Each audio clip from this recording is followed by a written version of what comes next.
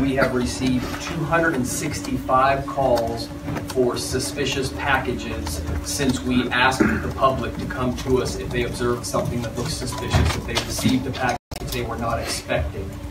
So I very much appreciate that the community has listened and that you are bringing us your concerns, and I want to implore you to continue to do so. What is occurring here in this community is packages are being left on doorsteps overnight. They are not coming through the mail. They are not being delivered by any of the professional services that serve in the Austin community. But again, if you feel like it is suspicious, call us and we will respond to that. Out of all of these incidents that have come up, we have not found any one additional package that was suspicious or that was involved in any way in the investigation that we have ongoing right now. We have lost 2 lives in this community, and we have an additional 2 that have been forever changed. The 17-year-old boy that was murdered yesterday has been identified as Draylon Mason. And from everything I've heard about Draylon, he was an outstanding young man who was going places with his life. And it's an absolute tragedy that he is no longer with us. His mother is in stable condition right now. And the additional victim from yesterday, a 75-year-old Hispanic female who will remain unnamed, is still in critical condition with life-threatening injuries. And we continue to pray for a speedy and complete recovery for her. We are announcing today a $50,000 reward for any information that leads to an arrest in this case.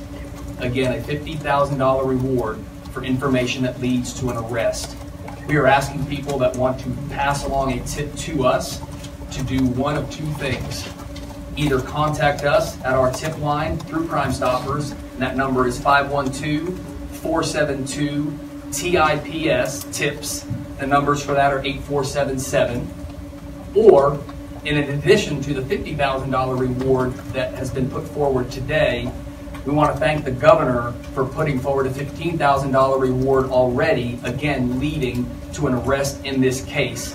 And again, the state number for Crime Stoppers that has been put forward already is 1-800-252-TIPS. Similar to how we are not ruling out terrorism or not ruling out hate, we didn't want to rule out any other possible motive here or any other possible way that this had happened. We're not saying that we believe terrorism or hate is in play, but we absolutely have to consider that because we don't want to limit what we are investigating, what we are considering, and how we are approaching this case. Do you believe the victims are linked in any way to one another? That is part of the ongoing investigation right now, is investigating the backgrounds of all of the victims, because one of the key things we're trying to understand is there a connection between the victims? What is the victimology? What is the motive behind these attacks? And that's one of the investigative avenues that we are tracking. I know there have been some reports in the media that have identified a relationship between 2 of the individuals in this, and our detectives are currently looking at that to evaluate that lead and to see if it is in fact relevant to what we are investigating.